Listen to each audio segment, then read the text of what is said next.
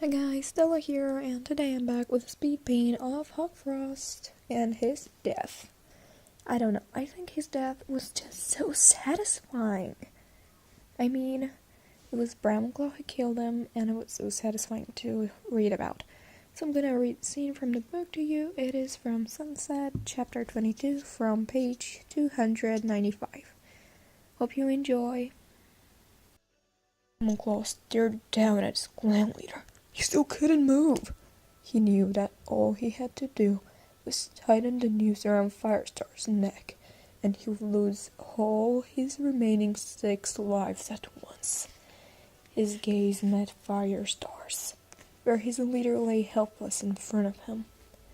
But there was no pleading in the green eyes, only a fierce, proud question. What will you do, Bramclaw? It's your choice. Bramclaw thought of how Firestar and Tigerstar had converted each other time after time. Each hated the other for what they stood for, the plans they had for their clan. But Firestar had never needed to fight Tigerstar to the death. Scourge, the vicious leader of Blood Clan, whom Tigerstar himself has invited into the forest, had killed him with a single blow. This time, it looked as though Tigerstar would win. Bramclaw was aware of his father's spirit close beside him, urging him on. Fool, kill him now. Closing his eyes, Bramclaw remembered the clearing at Four Trees, the blood pouring out onto the grass as Tigerstar lost all his 9 lives at once. He saw Scourge looking down at his twitching body with a cold triumph. Was that what Hawkfrost and Tigerstar wanted him to become? 6 lives, he murmured. 6 lives stood between him and the leadership of ThunderClan. That's right, Hawkfrost hissed. This is our chance to take revenge on Firestar for our father's death. He could have tried to stop Scourge, but he just stood there and watched Tigerstar die. Over and over and over. Revenge? Bramclaw raked his gaze from Firestar to stare at his brother. This wasn't about revenge. He knew very well that Tigerstar had wiggily set his own paws on the path that led to his violent death. All I want is to lead my clan, he thought. But not like this. His loyalty was not to ThunderClan alone, but to Firestar too. The cat who had mentored him, accepted him in spite of his father, and, in the end, trusted him enough to make him clan deputy. He had thought that loyalty to the clan didn't necessarily mean loyalty to the clan leader. That wasn't true. Firestar was ThunderClan. No, he mewed, to Hawkfrost, amazed to hear his voice come out strong and steady. I won't do it. He recalled how Brooke and Squirrelflight had freed Barricade when the kid caught his tail in the fox trap. Leaping over to Firestar's side, he began scrambling in the earth, trying to dig up the stick that held a tendril around his leader's neck. Keep still, Firestar, he panted as the earth flew. I'll have you out of this in a heartbeat. A yell of protest bettered his ears. He couldn't be sure whether it came from Hawkfrost or from the spirit of Tigerstar. Hawkfrost sprang at him, slamming into his side and knocking him off his paws. Bramclaw was pinned under him. Hawkfrost's blue eyes glared into his. Coward! Hawkfrost snarled. Keep away. And I'll kill him myself if I have to. Never! Bramclaw thrust his hind paws hard into Hawkfrost's belly, throwing him off. While his soft brow lay winded, he hurled himself at the stick again, grabbing it in his jaws. His earlier digging had loosened it, and now it came free altogether, and a thin on Firestar's neck slackened. He heard his clan leader draw a single gasping breath. A fierce snarl behind him made him spin around to see Hawkfrost spring at him. Bramwell dodged to the side, letting the stick fall. He felt the sting of Hawkfrost's claws raking through his fur as his half-brother leaped past him. Spinning around, Bramclaw faced Hawkfrost again, and saw cold flame in the River Clan Cat's blue eyes. "Traitor!" Hawkfrost spat. "You are a traitor to everything that our father planned. You were never strong enough to be like him." "I don't want to be like him," Bramclaw retorted. "Then you're a fool," Hawkfrost sneered. "And stupid too. You never realized this was a test. It was Tiger Star's idea. He said that if you really deserve power, you would do anything to get it. Even kill my clan leader. Especially that. But you're as weak as Tiger Star feared. We have great plans for the forest. He and I. And you could have been part of them. But we don't need you."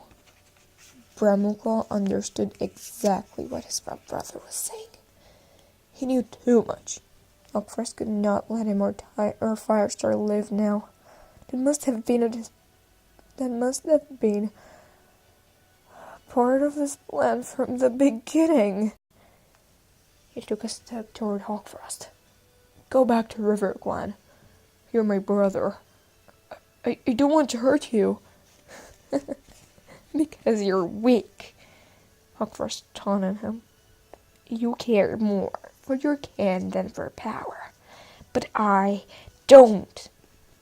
He leaped for Bramclaw again, carrying him off his paws and pinning him down. His blue eyes blazed close to Bramclaw's own. Bramclaw felt sharp claws digging deep into his fur and saw teeth snapping at his throat. He struggled vainly to rake Hawkfrost's spell with his hind paws, feeling his own death a heartbeat away. To save himself, to save Firestar and ThunderClan, there was only one thing that he could do. Writhing from side to side, he spotted a stick from the fox trap, lying half under his shoulder. He strained his neck and managed to grab it in his teeth. His Hawkfrost lunged down toward him. He heaved the stick around and felt the sharpened end sink deep into Hawkfrost's throat. Hawkfrost stiffened with a horrible wrangling sound, then fell limp and heavy on Bramclaw's chest. Shocked, Bramclaw struggled free of his half-brother's body and let go of the stick. It fell to the ground, leaving a ragged wound inside Hawkfrost's throat. Scarlet blood splashed onto the earth, faster and faster, until it started to spill down toward the lake shore. "Hawkfrost!" Bramclaw gasped. I didn't want this." Amazingly, his half-brother pushed himself to his paws and stared toward him. Bramclaw braced himself, not knowing whether to expect another attack or an appeal for help.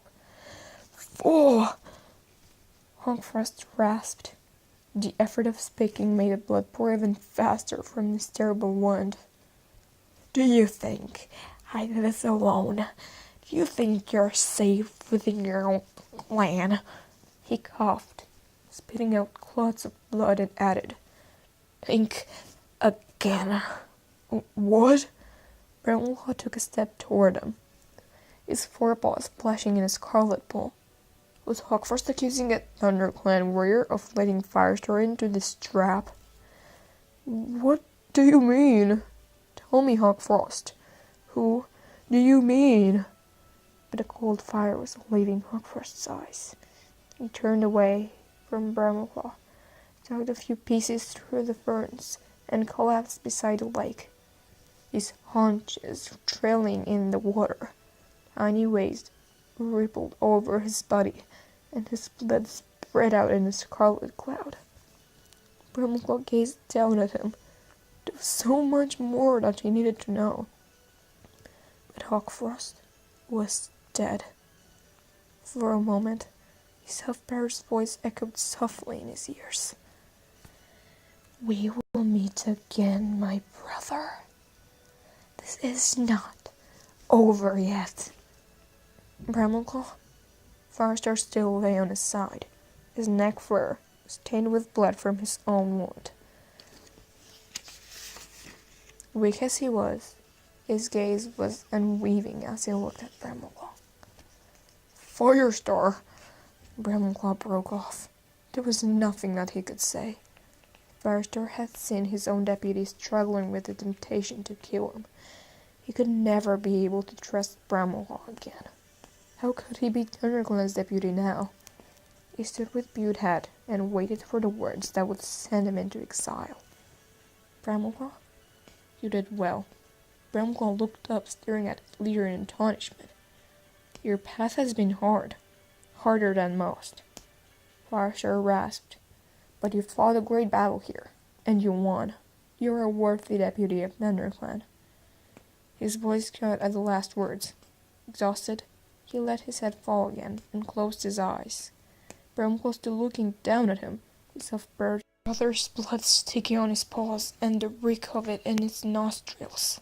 "I won," he thought, "but what will my father do to me now?" So that was a speed paint. Hope you liked it. See you in the next video. Bye!